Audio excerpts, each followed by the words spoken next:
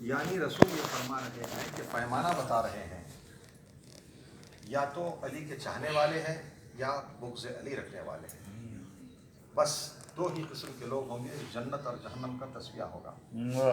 یعنی علی کے چاہنے والوں کے لیے جنت ہے، اور بغض علی جن کے دلوں میں رہے گا انہیں جنت سے ہٹ کر کوئی دوسرا ٹھکانہ نہیں ہے، جہنم سے ہٹ کے کوئی ٹھکانہ نہیں ہے، صرف جنت علی کے چاہنے والوں کے لیے ہے۔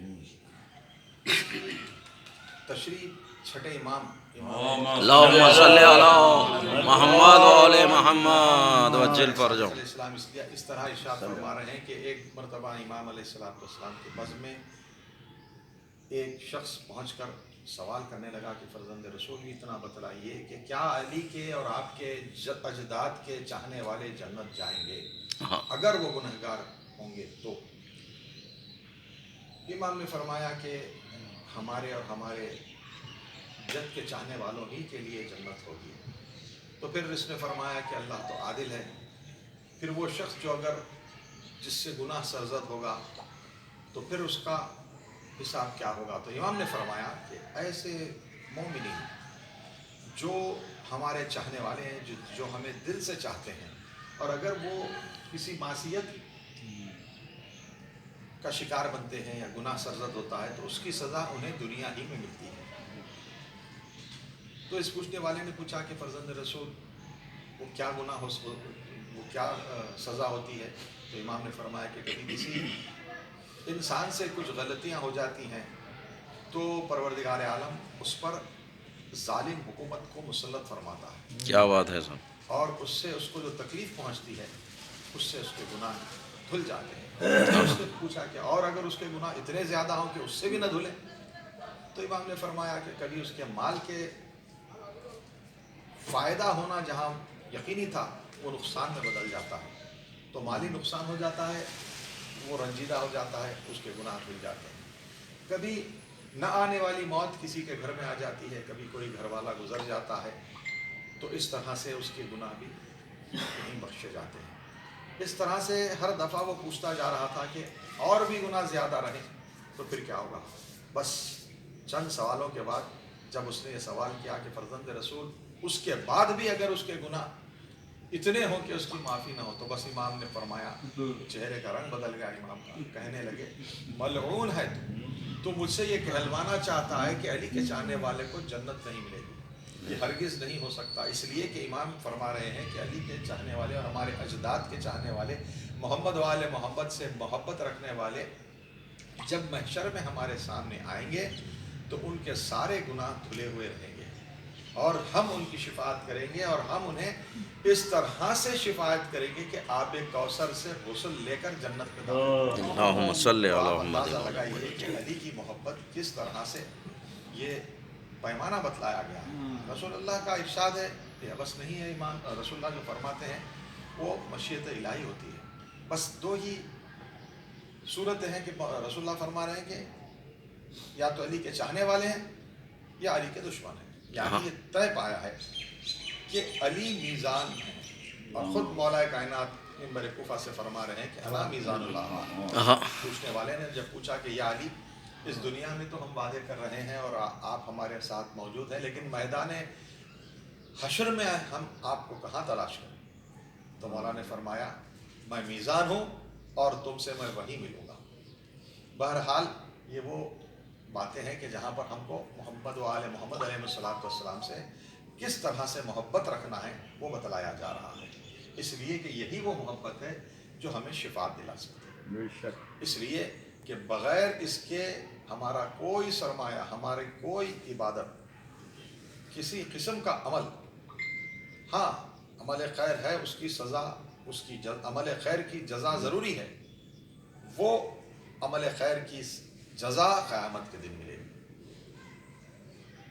اب رہا یہ کہ وہ لوگ جو رسول کے دور میں خوشنودی رسول کے لیے مولا کائنات کی ولایت کا اقرار کر رہے ہیں، اور جب علی کی ولایت کا اعلان میدان غدیر میں کیا گیا تو ساری امت نے اقرار کیا ولایت کا، اور اس मजमे में वो लोग भी थे कि जो दिल से इकरार कर रहे थे, और वो लोग भी थे जो रसूल की खुशनुदी के लिए ज़ाहिरन इकरार कर रहे थे, लेकिन दिलों में बुग़्ज़ अली इनके इस तरह से था कि वो ज़ाहिर रसूल अल्लाह के दुनिया से गुज़रने के बाद होता रहा।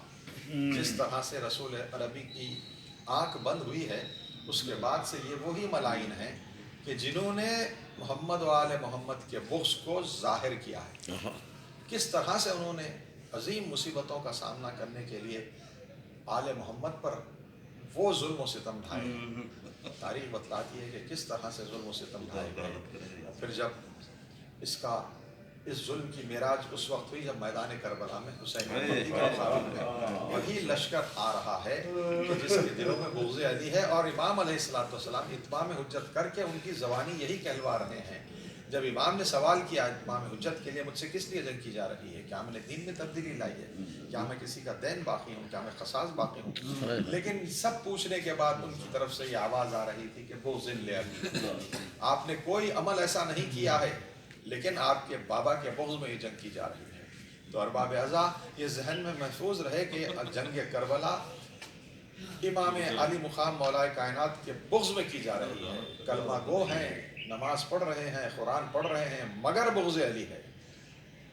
अल्लाह की वहदानियत का ऐलान करना, इक़रार करना, रसूल की रिसालत का इक़रार करना, ये दलील जन्नत नहीं है। जहाँ पर अली की मोहब्बत आए तो वहीं पर जन्नत मिलती है, वरना इस दुनिया में भी जहन्नम है और आखिरत में भी जहन्नम है। इसलिए कि ये मलाइन ये कह रहे थे कि आपके बाबा के बुग़्ज़ में जंग की जा रही है, तो तमाम वो लश्कर जो था वो तमाम का तमाम जहन्नमी था, लेकिन एक ऐसा शख्स था जो सारी रात जन्नत और जहन्नम में टहलता हुआ गुजार रहा था।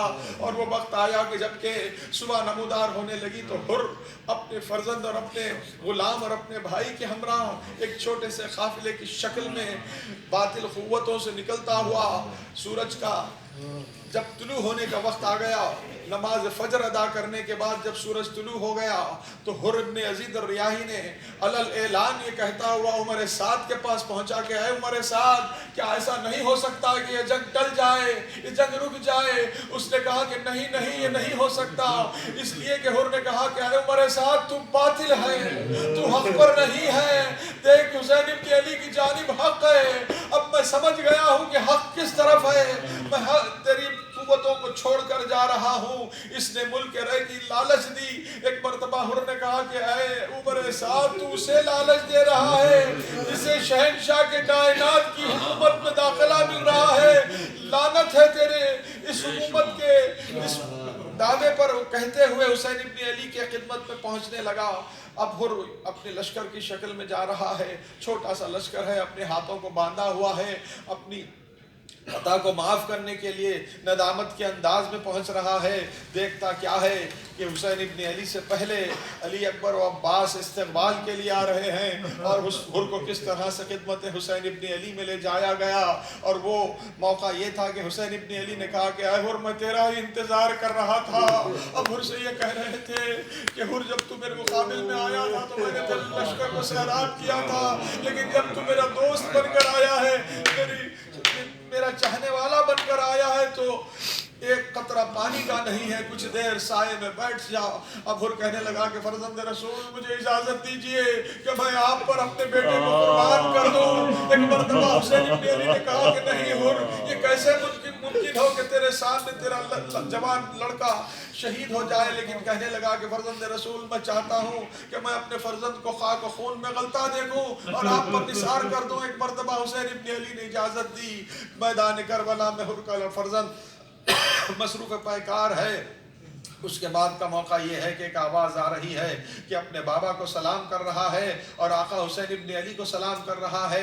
बस देखते ही देखते क्या मौका था, हुर अपने फर्जंद की आवाज़ की तरफ दौड़ने लगा, लेकिन क़ब्ल इसके फर्जंद के लाशे पर पहुंचता क्या देखता है कि हुसैन इब्न अली मौजूद है। उनके फर्जंद का सर अपने ज़ानुए मुबारक पर रखे हुए हैं। अपने बेटे के वक्त भूल गया, कदमों में गिर पड़ा, कहने लगा, आका, इसने मुझे आवाज़ दी थी, आपने गुलाम नवाजी इस तरह से।